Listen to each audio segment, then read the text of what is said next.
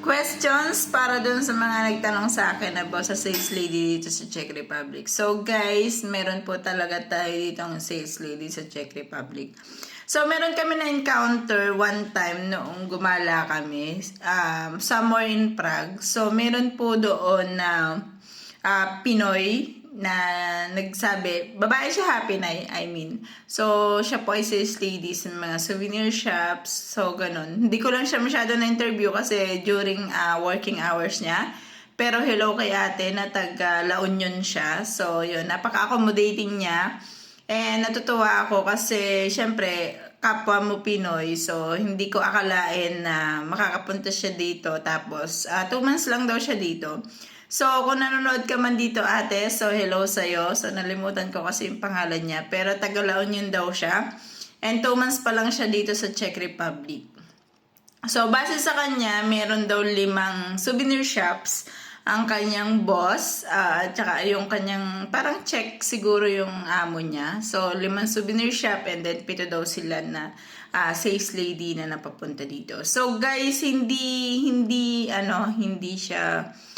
hindi hassle or hindi siya magiging batayan para hindi kayo makapunta dito sa Czech Republic kung wala talaga kayo experience. So, kagaya nga ni ate, sales lady yung na-applyan niya. So, hindi lang pala yung mga factory workers or yung mga skilled workers ang makakapunta dito. Kasi guys, sa hindi po nakakaalam, nag-hire din sa Czech Republic ng mga bus drivers dito sa Czech Republic. So, sa mga hindi nakakaalam, so, nag-hire din po sila ng mga ibang drivers. So, welders and scaffoldings. So, yan, mga yan.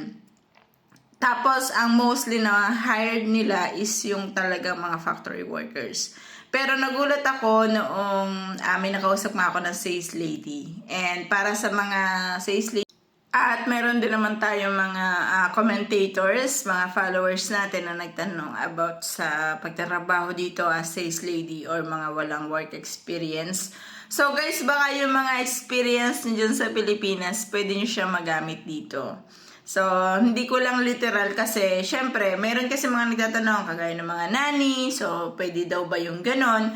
So guys, punta kayo dun sa mga legit agency. Dun po kayo magtanong kasi siyempre yung knowledge ko kasi is yung ano lang talaga, yung as in happy na knowledge lang. Tsaka kung gusto niyo mag-questions guys, tuturuan ko na kayo. Pwede rin kayo magtanong sa Ministry of Interior ng Czech Republic. So kapag mga legal questions ang itatanong nyo, for example about sa visas nyo, pwede po kayo mag-refer doon kasi doon lang din ako kumukuha ng mga knowledge na gusto kong ibahagi sa inyo, especially kapag legal problems na po ang inilalapit nyo sa akin. So, doon lang din ako nagbe-base. So, Ministry of Interior in Czech Republic. So, pwede nyo yung i-search sa Google through MOI in Czech Republic. So, Ministry of Interior kasi ibig sabihin ng MOI na yun.